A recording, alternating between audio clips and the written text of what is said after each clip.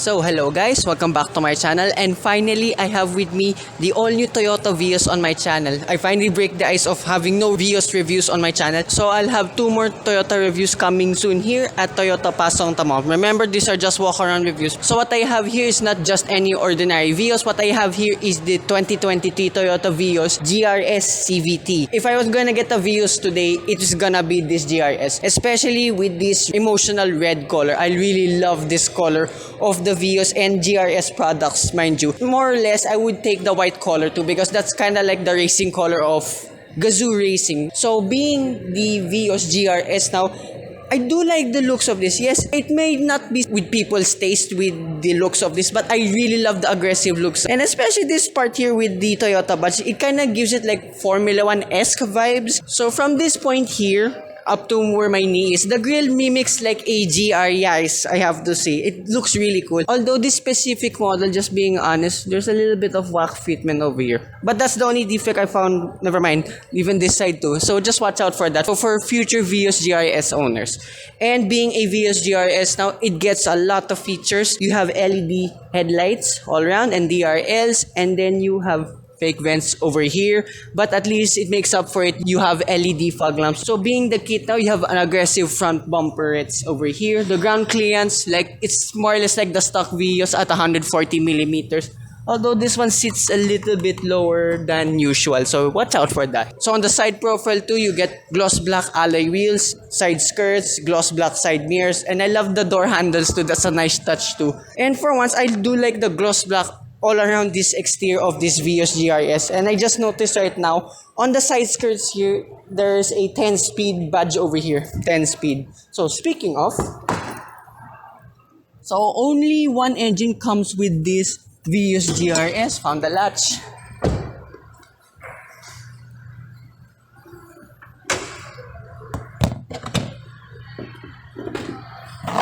So powering this Vios GRS, it's a 1.5 liter naturally aspirated 4-cylinder engine that produces 106 horsepower and 140 Newton meters of torque. And this one is mated to a CVT transmission. And this is the only one in the Vios range that has a 10-speed simulated gears. If not mistaken, only one of the few Vios engine base that I see that has a green dual VVTi badge over here. Correct me if I'm wrong, I've never reviewed a Vios. I just noticed, to know the engine code, the model number, it's not located here or here. It's actually located in the boot itself. Speaking of the rear, so here now at the rear of this Vios GRS, it does look a little bit OA, but I don't mind it here. It does give it yet again, like what I said in front, more aggressive touches here on the rear bumper. And you have a gloss black spoiler over here. And then you get a GR Sport badge over here on the right side. Parking sensors, just 2 of them here on either side. And your reverse camera is right here on the left side. Weirdly, it's not here in the middle. And then you have a diffuser over here. It is wrapped as well in gloss black. So how to open the boot of this Vios GRS is like every other Toyota sedan. You open it inside like my car as well, and there's a button here, but of course I don't have the key, it won't open by itself. So open the boot up, like what I said, the model designation way inside over here, which I find very weird, but total space here is pretty generous too. You have a total of 506 liters. This is probably the second biggest boot in its class of sedans. And then underneath, you have a full-size spare wheel. It's surprisingly as well wrapped in gloss black. And not much toys here. You have light here, and I don't think you can fold down the seats whatsoever, according to some of the reviews. I tried finding it too. And the load lip is not that high. I mean, it's high. It looks high, but it's a sedan. Getting stuff in and out won't be such of an issue. So that's about it here with the exterior, the engine, and the boot of this Vios GRS. Let's go to the interior. Here now, the interior of this Vios GRS. Sounds alright. It sounds like every other Toyota, I have to say. Well, Toyota sedan. So this is what it's like sitting in a Vios at front. So these Vios in general are used as taxi fleet, so I'm mostly there in the back. So little bit of riding experience rather. It's pretty on par with its competition. Not the best, not the worst, just right there smack in the middle. Yeah, so here in front with this Vios GRS, the interior looks much plusher than the regular Vios variants, I have to say. I know there's plastic here and there. I mean, it's fine. I like this curvaceous line here in the dashboard that stretches all the way to the passenger side. Then the door cards, more plastic again here, like what I said. But at least you have leather with red stitching over here. And then there's a gloss black around your window switches and your side mirror controls. There's a lot of gloss black in general here, like here around in your air conditioning controls. But at least it's not touch sensitive. There's somewhat physical controls too. Your hazard button is pretty small. You have air conditioning vents here. And then you have a 6.75-inch infotainment system that has Apple CarPlay, Android Auto, at least no QD link, whatever. You have to avail something from the dealership, it just simply plug and play. That's what's nice about with this Vios GRS. So despite being a top of the line model already, here on the left side you have one blank button only, but at least you have functioning buttons for your driving modes, electronic stability control, your parking sensors, and there's a small storage here on the left side. Typical Toyota again. And being the Vios GRS, my favorite feature with this, one of my favorite features with this GRS model is you have paddle shifters. So I was wondering why you have 10-speed simulated gears, but it makes up for you have paddle shifters. So I wonder if this has tilt and telescopic. Oh no, it's only tilt. That's odd. So as well, being the GRS model, you have a different layout with the instrument cluster. It's still analog, but there's a multi-information display on the right side. So once you start this Vios up, it will light up the GRS logo there, but sadly I don't have the key with me. And speaking of GRS, you have a very fancy start-stop button here with the GR logo again, and the steering wheel, I think it's leather but more on the durable side of things, but there's red stitching all around it. So here on the left side you have your phone connectivity buttons, and on the right side you have adjustments for your, I assume only for your instrument cluster, and some of bits here for the infotainment. And then here in the center console you have two cup holders, surprisingly fit my big water jug. Oh yeah, as well on the door cards you have as well cup holders and cubby spaces on either side.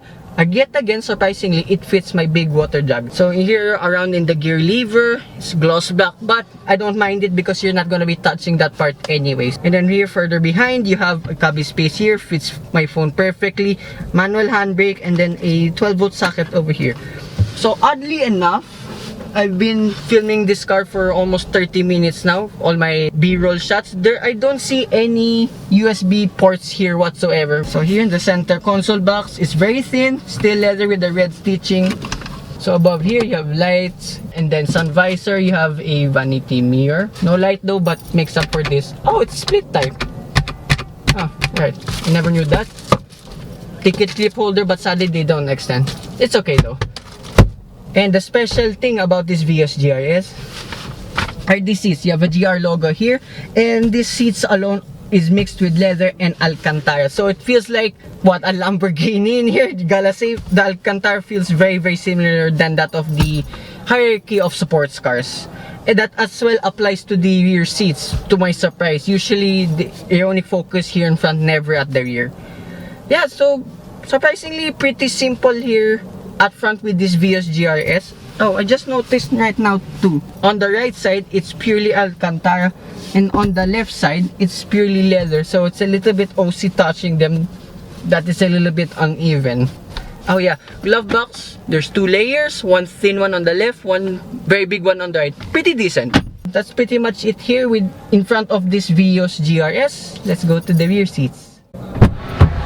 So here now at the rear of this Vios GRS, sounds alright, and it feels exactly the same like the ones I ride. The E, the G? The E and the J variants, which are used as grab taxis. Can you imagine a Vios GRS grab taxi? That'd be something special. So here in the door card, exactly like in front, there's plastic here, yet again with the leather with red stitching. But sadly now, you cannot fit a big water jug here at the rear door, but I assume small bottles and my smaller water jug will fit here, no problem. And then this is what I like too with the Vios. Space here in the back, pretty decent, or if not just as the same as my favorite subcompact sedan at the moment, the Geely M Grand. I mean, feet room, knee room, excellent. And the headroom, okay, pretty decent, but generally all around, it's not too bad at all. I mean, I'm 5'4", that's my headroom left. So yeah, I think the competition have similar headroom apart yet again just with the Geely M brand. And sadly, being a Vios GRS, not much amenities here in the back. You have 2 Mac pockets on each side. There's nothing here in the center, no USB port, no cubby space, not even a central armrest. And yet again, it makes up. You have the leather seats over here at the rear. No Alcantara material here, I just realized too. And the trump card for this Vios GRS, well, Vios in general, if I sit here in the middle, of course I'm a little bit elevated and yeah, this is my headroom left, but there is no transmission tunnel whatsoever, so completely flat floor. And few more details I missed on the exterior. I noticed there's like a bubble effect on the roof. I'm not sure if other Vios variants have that thing on the roof too. This Vios GRS is made in the Philippines, but sadly it does not have the suspension upgrades like we get in Thailand. So oddly enough, again, other GRS models, well, apart from the Rush, have suspension upgrades and few more bits and bobs over here. So this Vios GRS costs 1,055,000 pesos. So there's been like a 20,000 peso increase since its release. And fun fact, this one costs 1,000 pesos more than a Corolla Altis E, the base model. And I just saw the price list now, no more Corolla Altis manual, sadly, but there's a Vios manual anyway. So speaking of manual transmissions, I do love this Vios GRS on the exterior, and on the seats too. I love these features. I just wish there was a manual variant, because at least it can have the proper right of having the GRS badge. So that concludes my walk-around review of this Toyota Vios GRS. I'd like to thank Toyota Pasong Tamo, Sir Ray Basilio, and Miss Raisha for making this, again, walk-around review possible. So as well, if you want to contact more sales executives here, the contact details will be in the description down below. So hope you guys like and subscribe, and I will see you with 2 more walk-around reviews right here at Toyota Pasong Tamo. Bye-bye.